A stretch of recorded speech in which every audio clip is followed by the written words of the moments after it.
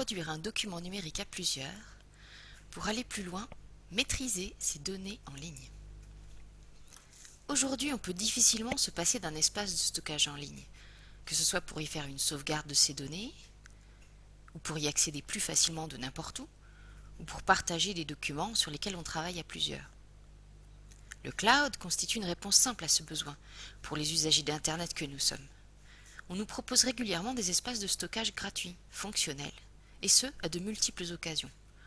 Lorsqu'on crée un compte sur Google, on dispose automatiquement de Google Drive. On peut se créer un compte sur Dropbox en quelques clics. Les éditeurs de systèmes d'exploitation proposent également Ubuntu One pour Linux, OneDrive pour Microsoft, iCloud pour macOS.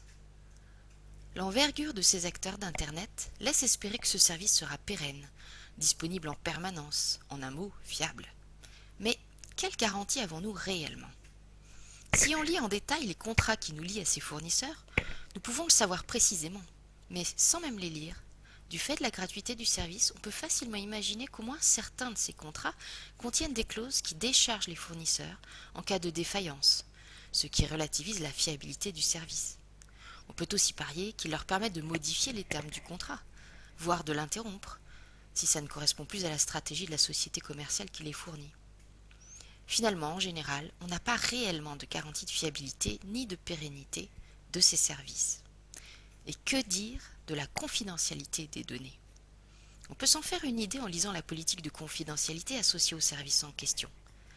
Cependant, le cloud a beau sembler immatériel, les données sont bien stockées quelque part, et la législation du pays dans lequel se trouvent les serveurs qui les hébergent s'applique à nos données.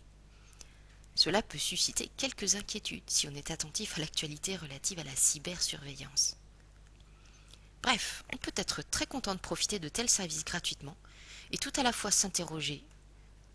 Ces services ont un coût. Qui paye ce coût en dernière analyse ? Nos données sont quelque part. Quelle législation s'applique ? Dans la suite, nous n'allons pas répondre à ces questions. Chacun pourra mener l'enquête sur les services qu'il utilise et s'en faire une idée. En revanche, nous allons donner quelques repères quant aux solutions alternatives à ces services gratuits, en commençant par décrire ce que suppose la mise en place d'un service de stockage en ligne. Commençons par essayer de donner une forme concrète au service de stockage du cloud. Il s'appuie en général sur ce qu'on appelle un NAS, c'est-à-dire un serveur de stockage en réseau. C'est l'acronyme de Network Attached Storage. Plus précisément, c'est un serveur de fichiers autonome relié à un réseau et auquel peuvent se connecter des clients de toute nature. Attention, le mot client est à prendre dans son sens informatique ici. Un client est un logiciel qui a besoin d'utiliser cet espace de stockage.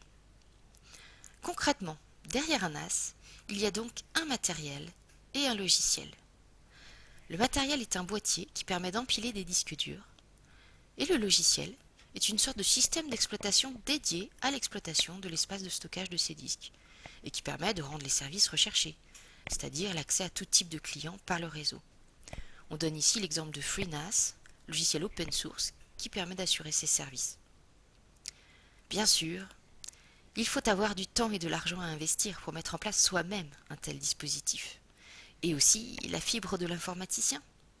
Enfin, pour l'instant, car on peut imaginer que ces dispositifs vont s'ouvrir au grand public si le besoin se développe.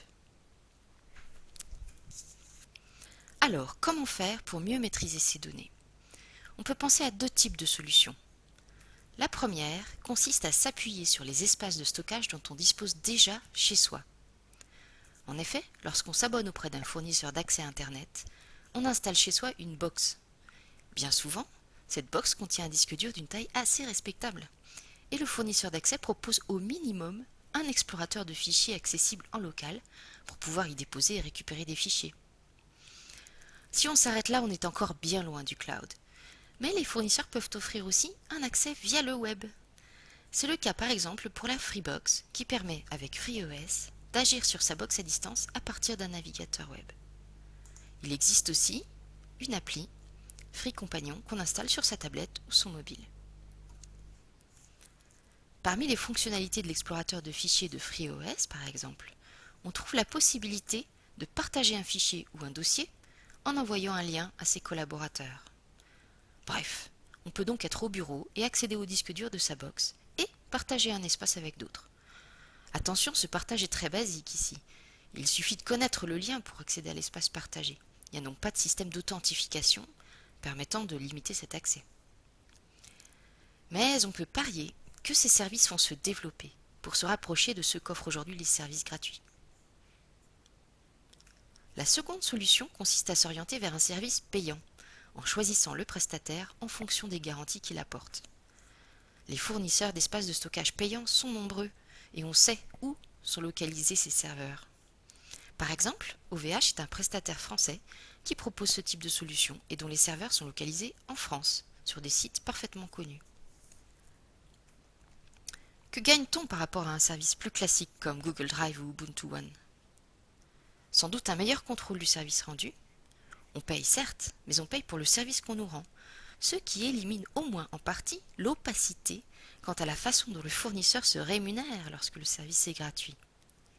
Si ce type de dispositif vous intéresse, vous aurez peut-être à cœur d'étudier les tarifs, mais aussi dans quelle mesure ces fournisseurs de services vous informent sur la localisation géographique des matériels sur lesquels vos données sont stockées. En tout cas, vous aurez un interlocuteur auquel vous pourrez vous adresser en tant que véritable client, ce qui change peut-être la donne par rapport à la situation où le service est gratuit.